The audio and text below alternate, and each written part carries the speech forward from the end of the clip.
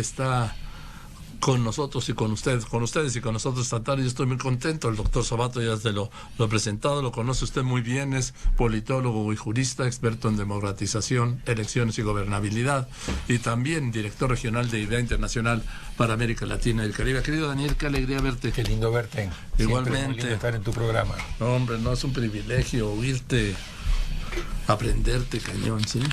Gracias. Oye, pues estamos viendo, Daniel, que hay un auge del populismo en el mundo, ¿no? Sí. Porque fíjate, si juntas a Bolsonaro con Johnson y con Trump... Sí, y tienes varios más, ¿no? Y no digo así nomás para... Duterte. También, el filipino, claro. Putin. O Putin. Salvini en Italia. En Italia. Le Pen en Francia. Wilder en Holanda. O sea, hay una ola. ¿Podríamos poner ahí a López Obrador? Yo creo de que López Obrador tiene algunos rasgos de populismo, aunque populismo es un término que se utiliza de una manera, en mi opinión, tan generalizada de que al final todo puede ser populista. Sí, además se utiliza como de un modo despectivo, como la izquierda habla de la derecha, ¿no? Exactamente. Por un lado, el populismo puede ser tanto de derecha como de izquierda. Lo estamos viendo. Lo estamos viendo. En segundo lugar, una de las definiciones del populismo podría ser aquella que dice que presenta el líder soluciones simples a problemas extremadamente complejos, donde él se presenta como un verdadero mesías o salvador, que viene acompañado muchas veces por un grado excesivo de personalización en su figura. Yo voy a resolver estos problemas, que tiene un discurso antiélites tradicionales, o sea, la política tradicional, los partidos son todo una porquería, y como decía Trump, hay que limpiar el swamp, el lago, y purificar a la política. Vienen con un mensaje de purificación. Yo voy a dar resultados rápidos, crean en mí, hay un elemento de credibilidad, yo voy a resolver estos problemas. Perdón que te interrumpa, fue la primera campaña de Felipe González en España. Así es, así es. Perdón que te haya interrumpido. Es que y por el otro lado, hay una connotación muchas veces económica, que hay el componente, digamos, económico del populismo, que es gastar lo que no se tiene para mejorar las condiciones del presente, pero hipotecando el futuro, porque se sabe de que eso no es sostenible. Es lo que yo he llamado las propuestas que son vuelo de gallina. O sea, vos ves a la gallina volando y dices, mira, vuela, vuela, pero no es sostenible, al ratito cae. Entonces, estás gastando mucho de una manera irresponsable. Eso lo puedes financiar vía emisión, lo cual te termina generando una brutal inflación, o lo puedes financiar vía deuda, que tarde o temprano después no vas a poder pagar. Cualquier semejanza que puedas encontrar con lo que está pasando en la Argentina hoy, sí, no, es pura casualidad. Me recordó lo que pasó en México en las crisis cíclicas de los 70s, 80s y 90s. Claro. Lo que pasa es que hay como una variedad que podríamos llamar de populismos políticos que son responsablemente en lo fiscal. Por ejemplo, es una especie rara. ¿Es López Obrador? Hasta cierto punto, porque él ha garantizado de que va a mantener de manera muy estricta la disciplina fiscal, sí, y que por lo tanto eso le garantiza un grado de confianza en el ámbito de los mercados y de las calificadoras de riesgo. O sea, yo puedo hacer cierto populismo a nivel político, que se me podría calificar como populista políticamente, pero en lo económico y en lo financiero voy a ser muy disciplinado. Muy difícil de combinar, porque tarde o temprano ese sector que vos querés realmente complacer te termina diciendo dame más, y ahí está la tentación, que empezaste con mucha disciplina, pero al final terminaste a lo mejor cometiendo ese error. Otro ejemplo de eso, con disciplina fiscal, es Evo Morales. Te lo iba a mencionar, y en un momento también lo fue Correa en Ecuador. En un momento lo fue Correa en Ecuador, y hasta cierto punto en un momento lo fue Daniel Ortega en Nicaragua. Es decir, populistas que desde el punto de vista político, incluso con rasgos autoritarios, otro elemento fundamental, de cierto desprecio a las instituciones, pero siendo muy conscientes y quizás aprendiendo de la lección de los errores que cometió y que sigue cometiendo el chavismo y el madurismo en Venezuela, de que si no cuidas la economía tarde o temprano, es la que te termina matando, ¿no? Porque la economía no puede ser totalmente elástica a la irresponsabilidad política. Tarde o temprano en la economía, los ajustes que vos no haces desde la política te lo termina haciendo el mercado, como lo terminó demostrando en Argentina. Y te alcanza. Te alcanza. Es, digamos, sí, el colesterol. Tarde o temprano te pasa la factura. Sí. El colesterol malo estamos hablando. Sí, sí, sí. Oye, lo de Argentina es un desastre. Lo de Argentina es que la tormenta perfecta. No puedo ser que un país como Argentina, que está también condenado a ser una potencia, sí, gobiernos van, sí, gobiernos sí, vienen sí, crisis y salen, sí, y se vuelven sí, a meter en la crisis y salen. Mira, Argentina es un país que en los últimos, yo diría, 70 años ha vivido por encima de su capacidad real de generar riqueza. Es decir, ha gastado más de lo que genera. Como en cualquier familia, como cualquier individuo, ¿sí? Tenés un tiempo en el que alguien te puede prestar plata, el banco te puede dar ciertos préstamos, pero tarde o temprano la tarjeta de crédito, después podés unificar todas tus deudas de tarjeta de crédito y patear para adelante, lo que acaban de llamar reperfilar sí, la deuda. Que además son unos genios para poner los términos son maravillosos, porque en lugar de decir lo que vamos a hacer es vamos a patear para adelante el pago de la deuda, sí, lo están reperfilando. Sí, sí, sí. ¿Qué pasó?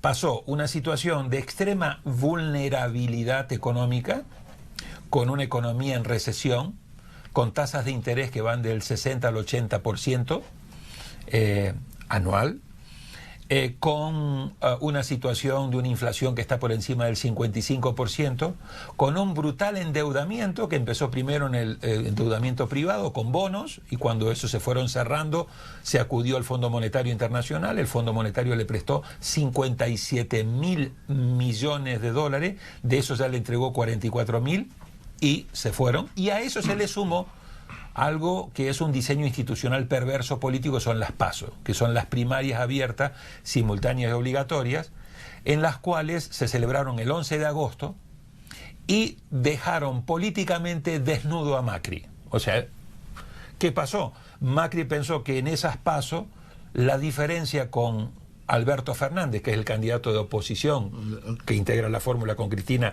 Fernández de Kirchner, le iba a sacar en el peor de los casos 2-3% y le sacó 16%. Y eso no generó ningún efecto político institucional porque son primarias, por lo tanto Macri sigue siendo presidente y Alberto Fernández sigue siendo candidato, pero en términos políticos simbólicos dejó a un Macri prácticamente fuera de la contienda y a Alberto Fernández casi como el próximo presidente, simbólicamente hablando. Sí. Con lo cual se juntaron los dos peores miedos que vos podés encontrar. Por un lado, se unió el malestar por el mediocre gobierno de Macri con el espanto de un posible retorno del kirchnerismo. Y cuando se juntaron esas dos cosas, el mercado explotó y tenés la situación que tenemos actualmente. También con muy cercana al corralito también, ¿no? Hay una situación, por el momento no de corralito. Bueno, es cercana. Claro, no, hay una situación de posponer los pagos de la deuda para juntar la mayor cantidad de dinero que tenés en reservas para tratar de enfrentar de que no se te vaya el dólar. El dólar está en este momento entre 57 pesos y 60 pesos. ¿Y venía de cuánto? Venía cuando empezó Macri de 15 y en la última crisis, en el último salto de las 40, últimas 3 semanas, 45. Entonces, como no hay plata para pagar la deuda y contener el dólar, se escogió, bueno, vamos a patear para adelante el pago de la deuda, reperfilarlo, vamos a juntar la mayor cantidad de recursos que tenemos para que el dólar no se nos escape, si es que podemos lograr, porque el problema fundamental de Argentina es falta de confianza, y es falta de confianza política. La crisis económica es una consecuencia del sistema. Y por el otro lado, lo que hicieron es un cepo, no corralito, un cepo en el sentido de que ninguna persona física puede comprar más de $10.000 por mes, y las empresas para comprar dólares tienen que justificar que van a tener que importar y que por lo tanto necesitan recursos o pagar deuda. Es el México de 1982, 1 de septiembre. Correcto. El corralito todavía no, porque todavía existen reservas en el Banco Central, de manera tal de que si tú quieres ir a buscar tu dinero en el banco, el dinero está ahí. Por lo tanto, no hay necesidad de ir a un corralito, porque lo que hay es un peligro de una corrida cambiaria, pero no de una corrida bancaria. Pero si sigue la situación de desconfianza y no logran estabilizar el dólar, relación peso, lo quieren clavar más o menos en 60 pesos un dólar. 4 veces más de lo que tenía cuando llegó Macri de 15. Exactamente. Sí, no, la gestión económica de Macri fue una gestión desastrosa. Lo que pasa es que él siempre apostó a otro elemento que estamos viendo en muchos países, a polarizar. Y entonces dijo, Argentina va a tener que elegir entre un gobierno mediocre, que es el mío, y el terror de que regrese Cristina Fernández de Kirchner. Y Cristina Fernández de Kirchner le hizo una movida magistral. Ella se corrió a la vicepresidencia y dejó a Alberto Fernández como candidato a presidente, lo cual le permitió a Alberto Fernández hacer una alianza con el sector del peronismo que le puede dar el triunfo. Y entonces quedó la estrategia de Macri totalmente desvirtuada. Para ahí es que te oigo, Daniel, estamos en 2019 y cuando dices el peronismo, digo, ¿cómo? Y ahí sigue vivo. Vivo y actuante. Con muchas posibilidades, yo diría altas probabilidades de ganar la elección del 27 de octubre e incluso con probabilidad de ganarla en primera vuelta. Bueno, ¿cómo ves México? México, vengo de Washington de una conferencia de la CAF y del Diálogo Interamericano, donde pasamos revista a todo el panorama latinoamericano. ¿Cómo vieron a México ahí? ¿Cómo lo ves? En México, básicamente, los puntos de interés y de interrogantes son, número uno, ¿qué pasa con la economía? ¿Va a poder lograr realmente poner a la economía a crecer no al 4%, que es lo que había prometido el presidente, pero sí al menos al 2%? Este año no. Este año claramente no, y entonces está toda la interrogante que pasa el año que viene en una América Latina donde el crecimiento se ha desacelerado. El Fondo Monetario Internacional proyecta que la región, en el mejor de los casos, va a crecer al 0.6% promedio regional. México va a crecer por debajo del 1%. Brasil va a crecer por debajo del 1%. Argentina va a tener una recesión cercana al 2.5%. Entonces tenemos un escenario regional complicado. Y además mundial, porque si tú ves el crecimiento negativo en Europa. Y con el peligro. Y el desplome del crecimiento chino. Con una desaceleración que puede convertirse en recesión y que va a obligar a la FED de nuevo a bajar tasa de interés. Así que, interrogante. Segundo, si Andrés Manuel va a seguir manteniendo su disciplina en materia del control fiscal. Pareciera ser de que en ese aspecto hay confianza. Eso sí. En eso hay confianza.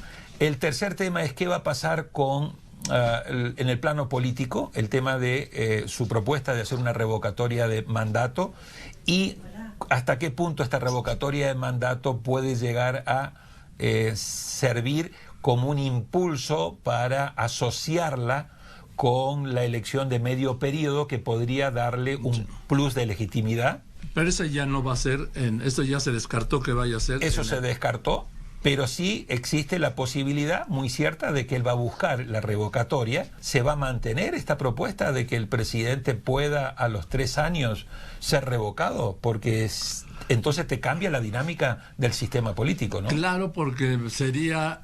A ver, yo lo planteo así, sería de ser un sexenio, sería un trienio con derecho a reelección de otro trienio. Correcto. O, en definitiva, sería un sexenio, pero siempre con un referéndum revocatorio en la mitad, que ya no te cambia o te genera la posibilidad de cambio de cómo queda integrado el Congreso, como existe ahora, sino también la posibilidad que puedas mandar al presidente para la casa a los 3 años, con lo cual deberías convocar una nueva elección presidencial.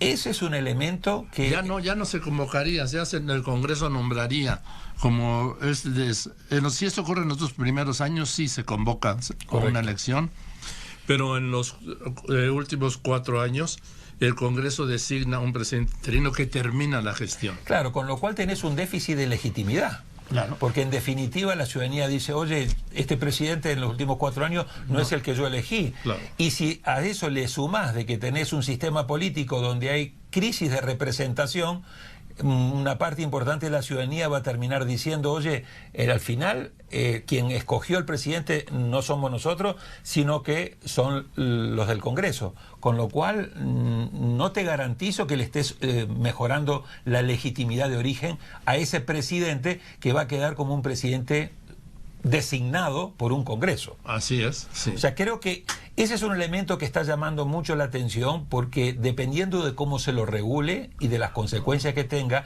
no va a ser menor los efectos que en materia de gobernabilidad, legitimidad, va a tener en el sistema político. Ahora recuerdo, Daniel, porque es un privilegio hablar contigo, que al presidente Allende lo eligió el Senado.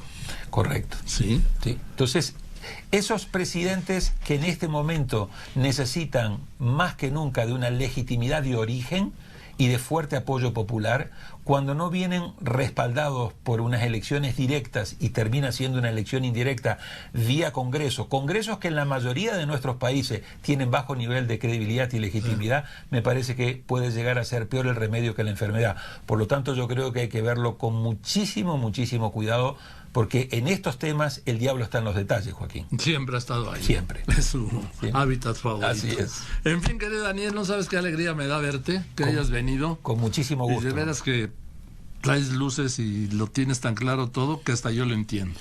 Mira, Joaquín, cierro con esto. Estamos atravesando una situación mundial y regional tremendamente crítica, y se vienen en el mes de octubre, y después me gustaría que lo siguiéramos conversando a futuro, 3 elecciones fundamentales para la región. La reelección o no de Evo en Bolivia, el 20 de octubre, la reelección o no de Macri, el 27 de octubre en Argentina, y qué va a pasar en Uruguay, si el Frente Amplio va a poder continuar después de 3 gobiernos seguidos, o si va a haber una alternancia. Y de cómo se definan estas 3 elecciones en Bolivia, en Argentina y en Uruguay, vamos a tener una reconfiguración muy importante. Dependiendo de cómo se reconfiguren estos países, vamos a tener efectos en la política exterior respecto de Venezuela, en un momento donde claramente Guaidó está pasando por un momento muy crítico de su presidencia interina. Porque creo que perdió el momentum, la oportunidad, no sé si... Sí, estuvimos analizándolo también tú lo habías planteado hace tiempo. Estos días en Washington. Claramente la expectativa que había cuando asumió Guaidó a inicios de enero de que iba a haber un cambio rápido, 3-4 meses en Venezuela, y que eso iba a forzar una salida de Maduro, como lo dijimos en tu programa varias veces, esto no es café instantáneo, y esto iba a tener un proceso de maduración mucho más lento del que muchos se imaginaron. Así que en este momento hay una situación en muchos sectores de desesperanza y desencanto, y esto va a terminar gatillando un aumento de la salida de venezolanos, que ya son más de 4 millones. Con lo cual el fenómeno migratorio, además del que tienen ustedes acá, Triángulo Norte, México, Estados Unidos, para América del Sur, hay que seguirle poniendo foco a Venezuela, con un agravamiento de la tensión en la frontera entre Colombia y Venezuela por el conflicto que hay entre Maduro y Iván Duque, pero a su vez por la decisión de Iván Márquez y de un sector minoritario de las FARC de volver a las armas. Así que tenemos una región que se nos está complejizando en grado extremo. Pues sí. Y ahí vamos todos. Gracias, querido Daniel. Muchas gracias. Doctor Daniel Sobato, politólogo, jurista, experto en democratización, elecciones y gobernabilidad, director general, director regional de Idea Internacional para América Latina y el Caribe. Muchas gracias, querido Daniel.